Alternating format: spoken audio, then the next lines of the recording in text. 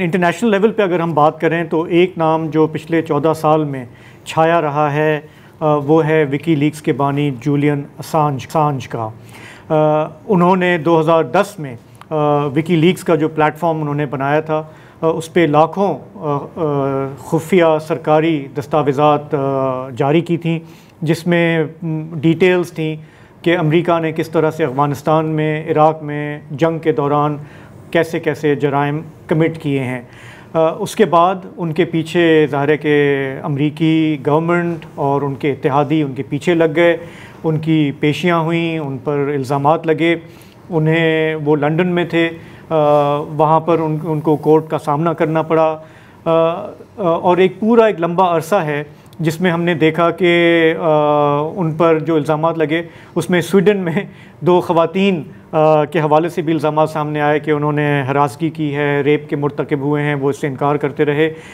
लेकिन अमेरिका ने पूरा ज़ोर लगा दिया कि किसी तरह से इनको पकड़ के अमेरिका लाया जाए, इन पर केस चलाया जाए, क्योंकि जो लाखों दस्तावेज़ात जो उन्होंने जारी की थी और उसमें उन्होंने कोलैबोरेट किया था इंटरनेशनल न्यूज़पेपर्स के साथ, उन सब ने मिल के वो पब्लिश की थी, उसने अमेरिकी गवर्नमेंट को, पेंटागन को हिला कर रख दिया था। उसमें इतनी ज़्यादा डिटेल्स थी, नाम थे कि उन्होंने इराक़ में, अफ़गानिस्तान में किन किन लोगों के साथ कोऑपरेट किया है, लोकल लोग कौन हैं। तो इंसानी हुकूक़ के जो अलमबरदार हैं, इज़हार आज़ादी के अलमबरदार हैं, उन्होंने उन्हें एक हीरो के तौर पे पेश किया और उन्होंने कहा कि ये जो काम इन्होंने किया है पब्लिक इंटरेस्ट में और अमेरिका की जो हिपोक्रेसी है उसको एक्सपोज़ करने में वो किसी ने नहीं किया। लेकिन अमेरिका का इल्ज़ाम ये था कि आपने बहुत सारी ज़िंदगियां दाव पर लगा दी हैं, जिन लोगों ने हमारे साथ ताउन किया अब ये दहशतगर्द तंजीमें या जो उनके मुखालिफ हैं वो उनको चुन चुन कर मार सकते हैं।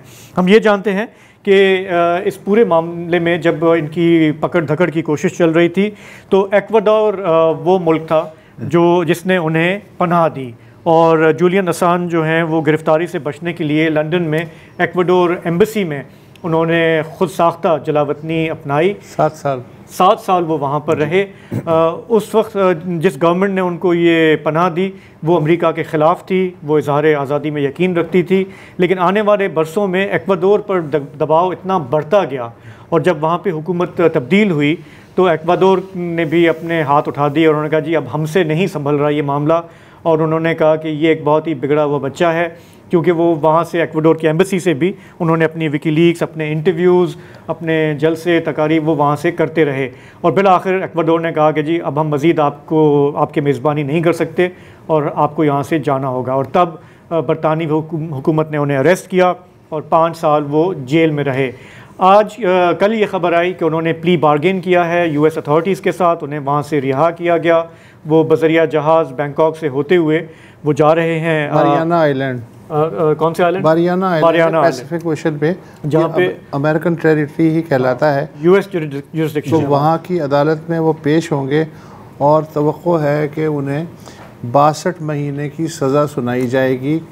लेकिन वो जो 5 साल चूँकि जेल में गुजार चुके हैं बरतानिया में, तो वो उसमें शामिल होने का मतलब ये है कि वो प्रैक्टिकली इस वक्त आज़ाद है।